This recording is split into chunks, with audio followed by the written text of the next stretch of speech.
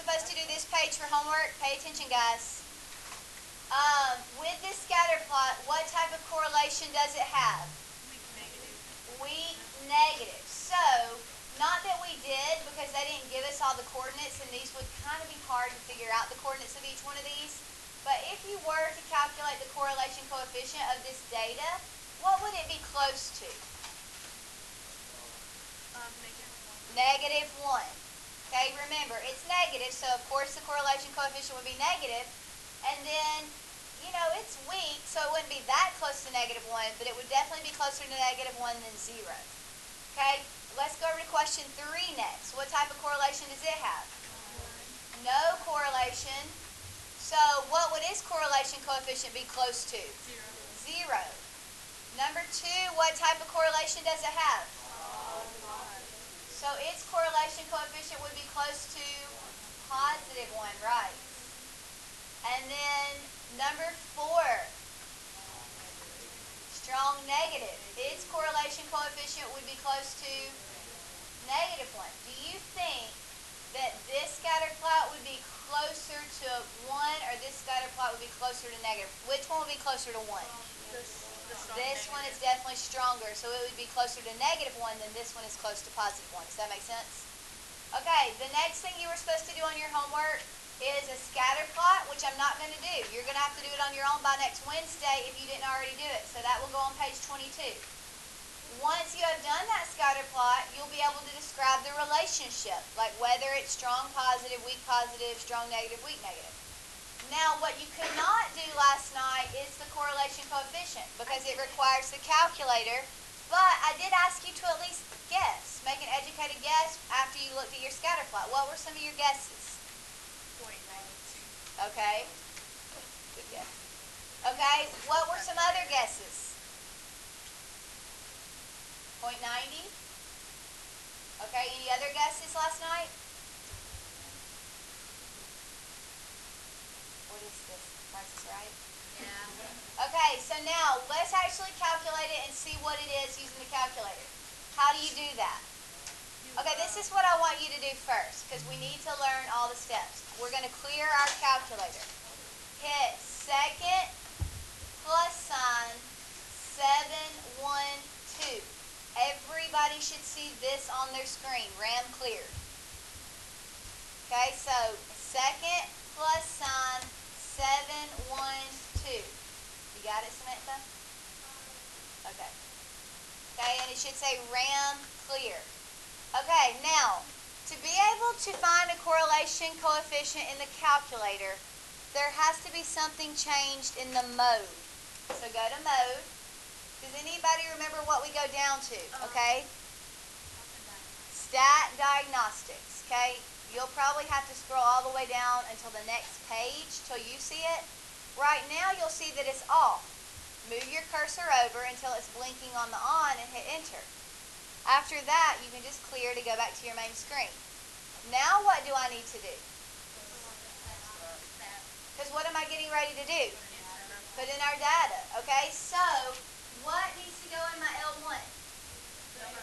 Which in this case is number of passengers. So start entering that data in L1.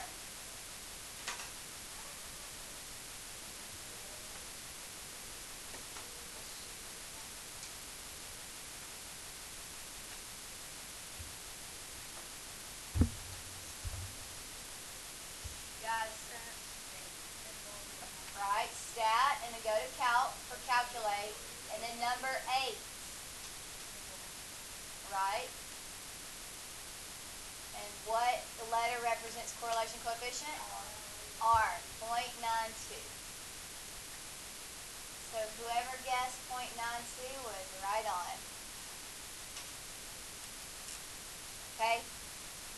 Alright, remember, do these 2 before next Wednesday if you didn't have them done by today. Now turn to the next page, and I want you to calculate the correlation coefficient by yourself. If you get done and you're just waiting and you're one of those that hasn't done 8 and 9, go ahead and be working on 8 and 9. Now, there is a little bit more scatter plots to do, but I'm going to save it for tomorrow because I'm kind of tired of them. So turn to page 26 in your packet. Okay, so turn over to page 26 in your packet.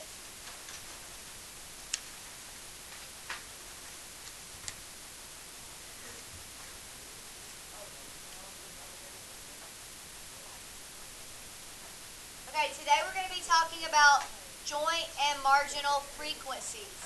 Turn around and pay attention, please. Oh, let me erase that. Okay, information about people who are surveyed can be captured in a two-way frequency table. A two-way frequency table is a table of data that separates responses by a characteristic of the respondents. Okay, the reason it's called a two-way frequency table is because you've got two different things going on. You have the characteristics and you have the responses. So, for example, we could rename characteristic 1 as boys. Okay, so characteristic 1 we're going to rename as boys. So characteristic 2 we're going to rename as girls. You can just kind of write it below it. Squeeze it in there. Okay, so I'm going to be surveying you, and obviously you're all boys or girls. Okay, no third option here.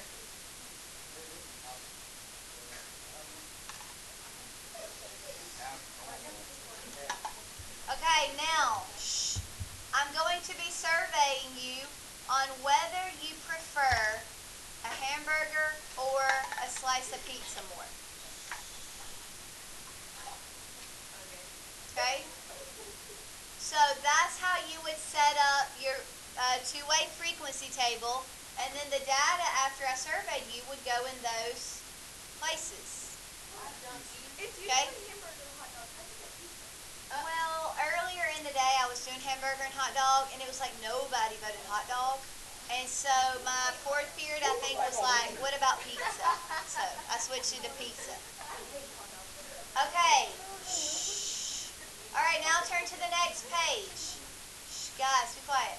All right, so right here we need to write them in again. So just quickly jot down boys, girls, and then hamburger, pizza. Yeah. Okay, now we're going to do the survey. How many boys prefer a burger over pizza? Raise your hand if you're a boy and you prefer a burger.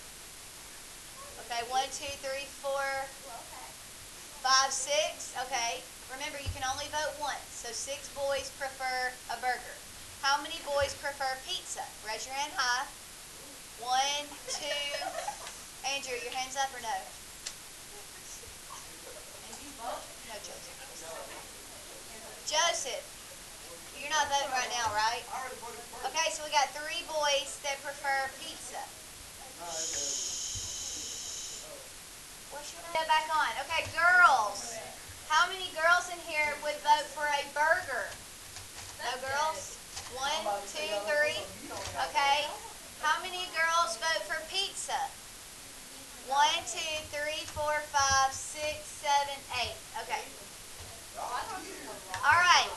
Now, I'm going to write down a question and you need to copy it, but don't answer it out loud. Just write it down. Yeah, what is the joint frequency? Just write it down. Do not answer it out loud. What is the joint frequency of boys who prefer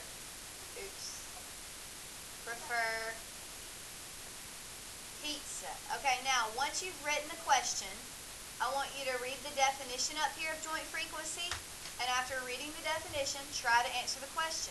But just answer it on your paper, not out loud. Let's read the definition of what joint frequency is. It is the number of responses for a given characteristic. The entries in the cells of a two-way frequency table are joint frequencies. So every single entry is a joint frequency.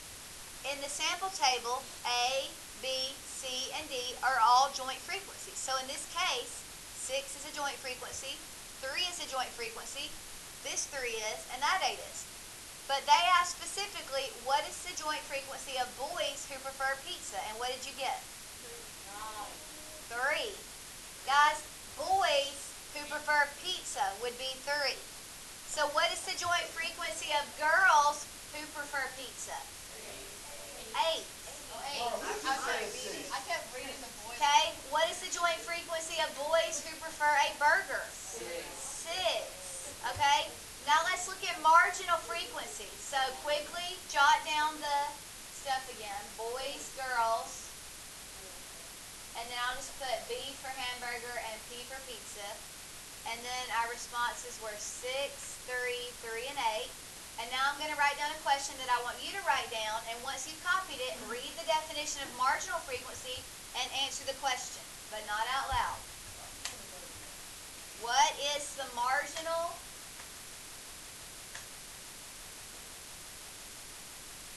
frequency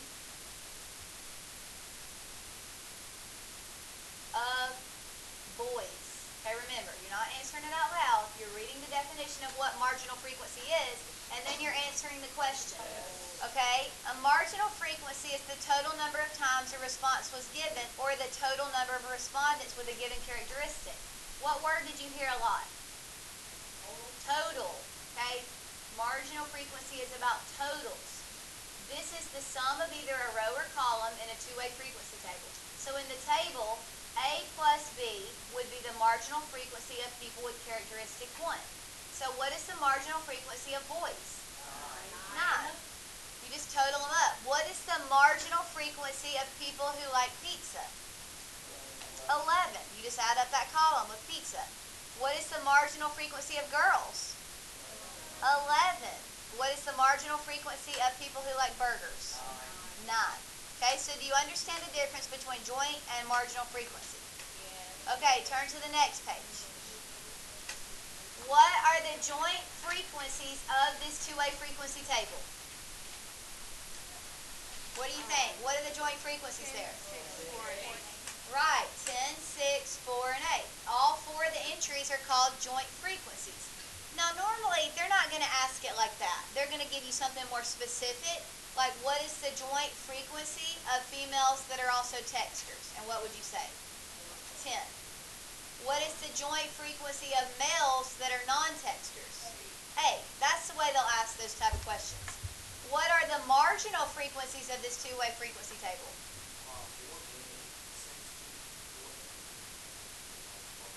Okay, and the way they got those numbers is 10 plus 4 is 14, 6 plus 8 is 14, 10 plus 6 is 16, and 4 plus 8 is 12. They just totaled every row and every column.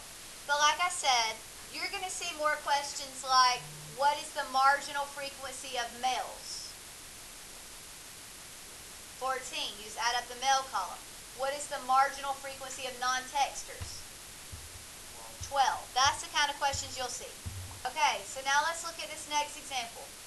At a juice bottling factory, quality control technicians randomly select bottles and mark them as pass or fail. The manager randomly selects the results of 50 tests and organizes the data by shift and result. The table below shows these results. So I want you to first tell me, how many characteristics are there? 3. What are those 3 characteristics? Morning, afternoon, and evening, right. How many responses are there? 2, and the 2 different responses are pass and fail. Okay, so what is the joint frequency of a bottle passing in the morning inspection? 14. What is the joint frequency that a bottle will fail in the afternoon? Correct. What is the marginal frequency of tests done in the morning? 19. What is the marginal frequency of tests that fail? 15. You just add up the fail column. Okay, now, you will need to start totaling these. Like, you just need to add on to the two-way frequency table. And sometimes it'll already be there for you. Okay, so the marginal frequency of tests done in the morning is 19. In the afternoon, the marginal frequency is, in the evening, okay, the marginal frequency of bottles that pass is, and the marginal frequency of tests that fail is, what do you think goes right here? 50. And you'll notice that 35 plus 15 totals to 50. And so does 19 plus 14 plus 17. And it makes sense that it's 50 because didn't they say the results of 50 tests are in this data? Okay, this is what I want you to do now. We're going to continue this lesson tomorrow, but for now I want you to turn to page 30 and work on those examples. If you don't finish, which is highly unlikely, you need to finish page 30 for homework, but you should definitely finish.